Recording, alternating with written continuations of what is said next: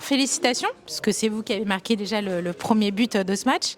On pensait la partie pliée et vous avez su, par un manque d'erreur de placement justement des joueuses de Fleury, malgré que vous étiez en infériorité numérique, à égaliser le score.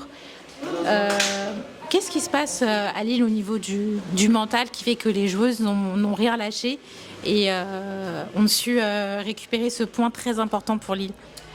Vous l'avez bien précisé, c'est un point important. On a affiché un très bon état d'esprit. Même quand on passe à 10 contre 11, on sent les joueuses concernées jusqu'au bout. On avait demandé aux joueuses de préparer le match comme si c'était le dernier de la saison. C'était le dernier espoir de pouvoir continuer à rester dans la course au maintien. C'est important aujourd'hui de prendre des points face à cette très belle équipe de Fleury.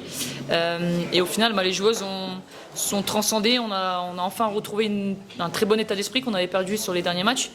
Et on a senti un collectif plus fort que les précédents matchs. Donc voilà, même à 10 contre 11, elles sont proches les unes des autres, elles bataillent. On a ce fait de jeu, le coup franc qui est bien joué aussi. Et derrière, l'égalisation d'une rentrante, d'une joueuse qui était remplaçante, Marjorie, qui rentre et qui a toute la détermination pour égaliser. Donc voilà, il y a du positif parce qu'il y a un point qui mathématiquement nous permet de rester connectés à Guingamp et au Havre, mais en même temps, à l'inverse, on a affiché beaucoup plus de ressources mentales que les matchs précédents. Est-ce que vous êtes déjà avis que la préparation mentale dans le football féminin, c'est quelque chose qui a longtemps été mis de côté et qui devrait être quasiment obligatoire pour tous les clubs? Oui, bien sûr, la préparation mentale fait partie intégrante du sport de haut niveau en général, pas que dans le football, on le sait. Au LOSC, on travaille avec Yancy, un préparateur mental qui est déjà intervenu la saison passée, qui a fait aussi quelques interventions cette saison. Et maintenant, quand on joue le maintien, on sait que la saison va être lourde sur le plan mental, sur la charge mentale.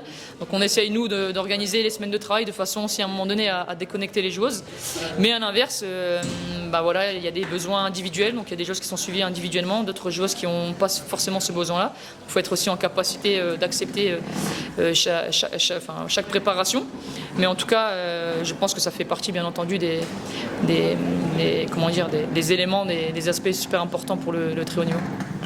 Amandine Henry a fait un passage justement à Lille. Qu'est-ce qu'on est ressorti de son passage, puisqu'elle a dû transmettre pas mal de choses aux joueuses grâce à son expérience. Quel était le plus de Lille après le passage d'Amandine? Amandine nous a apporté son expérience, sa sérénité. Elle avait, à l'inverse, jamais joué de projet de maintien, donc elle était aussi dans une situation d'inconfort quelque part. Mais avec toute son expérience et sa connaissance du football, on a pu nous aussi continuer à progresser, à la fois dans les échanges, à la fois sur sa présence sur le terrain. Malheureusement, on aurait aimé l'utiliser plus de fois que ça en compétition, mais voilà, pour son petit passage, elle aura laissé malgré tout une trace positive.